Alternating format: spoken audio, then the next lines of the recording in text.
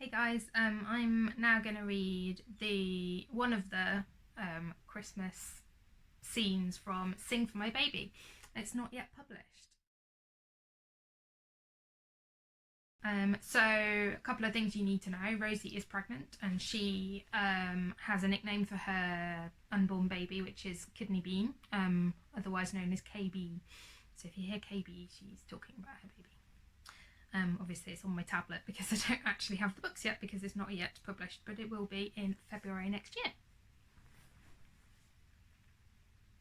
Rosie located the room off to one side they used to dump their stuff. She smiled at a few people already there and sat with the sheet music of Oh Holy Night, needlessly reminding herself of her part.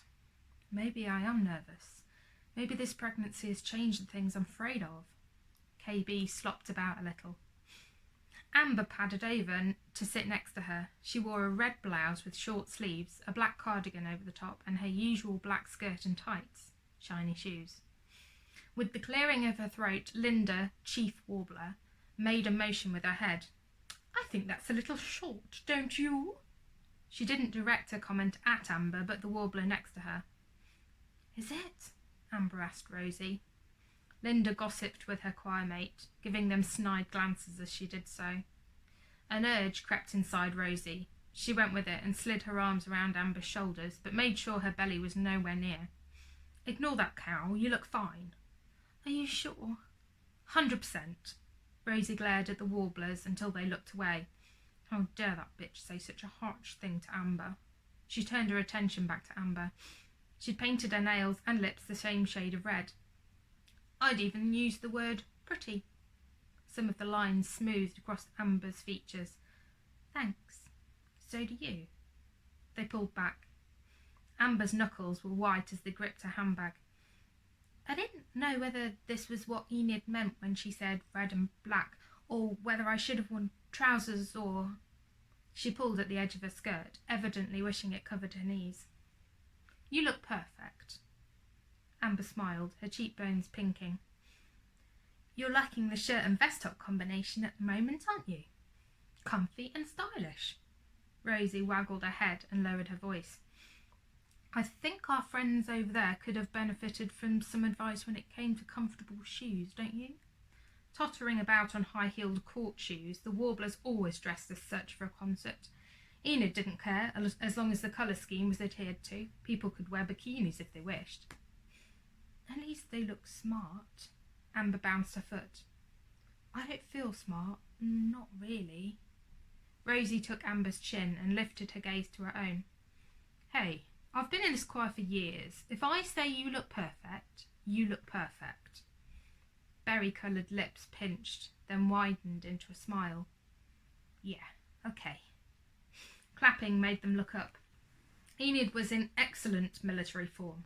Before long, everyone was lined up ready to enter the main part of the church. 50 pairs of feet sounded like thunder on the stone floor. The pews were full of friends, family and locals. The choir used the 2 steps up to the altar as tiered standing room. Some of the men were shorter than the women, so this worked to their advantage. Once everyone was gathered, Enid held up her hands to begin. The occasional tremble shot through Amber, who stood next to Rosie. Rosie wanted to touch her hand to reassure her, but they were standing right at the front and the entire church would see. Better just send her positive thoughts. They went through the usual Christmas carols, polite applause between each song, smiling faces all across the rows. Amber's voice rang with vigour. She had improved so much in just a few short months. Pride made Rosie itch to shoot her a smile. It came to the last song. In previous years, they had ended with Once in Rural David's City, a song where Rosie had also taken the solo, but this would be a new one for the congregation and for the choir. Rosie stepped forward. Enid counted in the pianist. She gave Rosie a wink, stepped to one side so she was visible to the audience. Rosie was very conscious of her belly. She held her hands still at her sides, as she'd always taught pupils to when they sang. The urge to cover her front was a strain, and she sang. The tune carried well up into the rafters, pinging off the wooden beams and the walls and the long benches and the audience sat on. Christmas spirit flooded every one of Rosie's senses, a gush of love and happiness. I'm doing the thing I've always wanted to do, be a mother. I am happy in my job and the choir. I've made a good friend whom I care for very deeply. The song added to the joy she felt. She smiled, lifted her cheekbones, and the song resounded from her. Once her solo was done, the choir swelled to sing the rest, and Rosie returned to her place in the front row. A small, warm hand slid into her own for the briefest of heartbeats. Amber pressed her shoulder to Rosie's, and Rosie could hear the happiness in Amber's voice. She wanted to hug her again, baby bump be damned. The song ended with a long top note that Rosie sang, with the rest of the choir under her. Enid conducted the conclusion of the note. The church congregation erupted.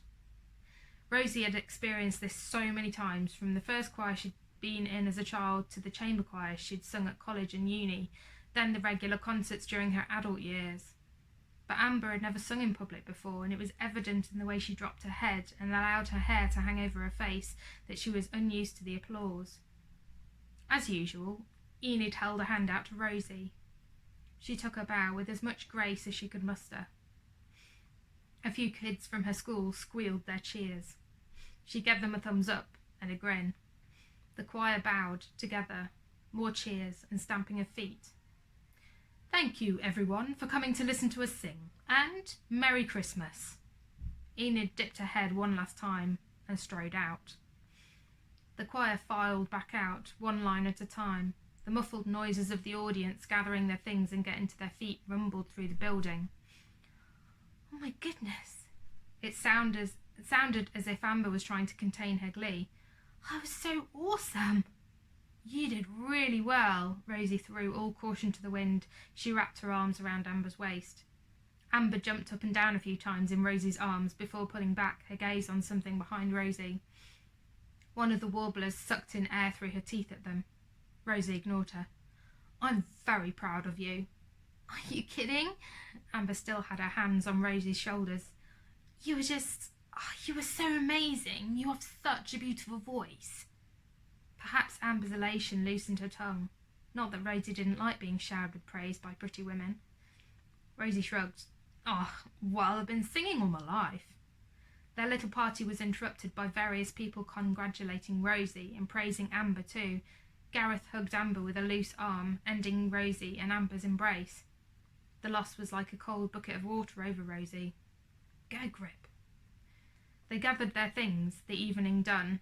As they walked from the side room back into the church, a tall woman with blonde hair and a piercing smile approached them. Hi! Hi! Amber beamed at her. Kiddo, you did really well. I really enjoyed it. Thanks. I was basically wetting myself the entire time, but it was good. Rosie poked aside. You were not. You were brilliant. Oh, shut up.